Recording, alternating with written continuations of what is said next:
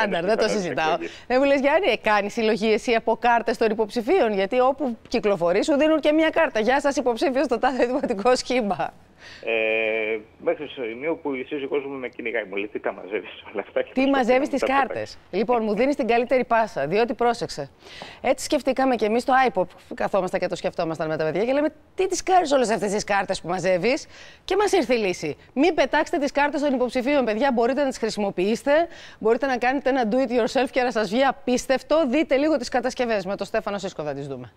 Ένα μικρό δάσος πρέπει να έχει χαθεί για τις κάρτες και τα προσπέκτους που μοιράζουν οι υποψήφοι δήμαρχοι. Να έχουν κάνει και χρυσές δουλειές τα τυπογραφία, έτσι. Ακριβώς, Πόπη, και μαζεύονται συνεχώς άκρη. Λοιπόν.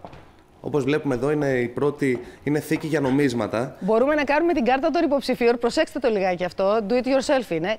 Θήκη για νομίσματα. Τη διπλώνουμε στη μέση, τη χαράζουμε και βάζουμε πάνω τα νομισματάκια για να βγάλουμε το μήνα, να κάνουμε τον προϋπολογισμό μας. Ακριβώς, Πόπη, για καλύτερη.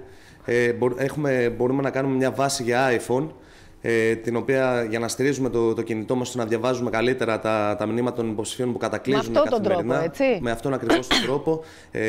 Όλες οι ενέργειες για το πώς να την κατασκευάσουμε βρίσκεται στο ipop.gr. Ναι. Μπορούμε επίσης να φτιάξουμε τασάκι.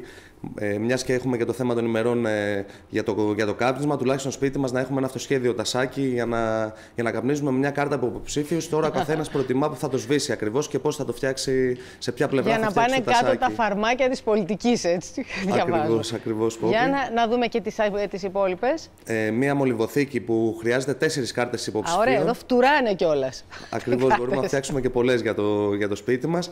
Και τέλος, ένα διακοσμητικό κερί για πανενδεχόμενο, όπως γράφει και στο iPop, για διακοπή ρεύματος. Αν έχει διακοπή ρεύματος, τουλάχιστον να ανάψουμε το κεράκι. Για ανεβάστε λίγο τη σελίδα να δούμε και την κάρτα με το κεράκι. Τι κάνεις εδώ, τη χαράζεις, βάζεις πίσω το ρεσό και όταν ανάψεις το ρεσό, δείτε τι ωραίο σχήμα δίνει. Μια χαρά. Ευχαριστούμε πολύ και τον αγαπητό κύριο Δημήτρη Χάιδα.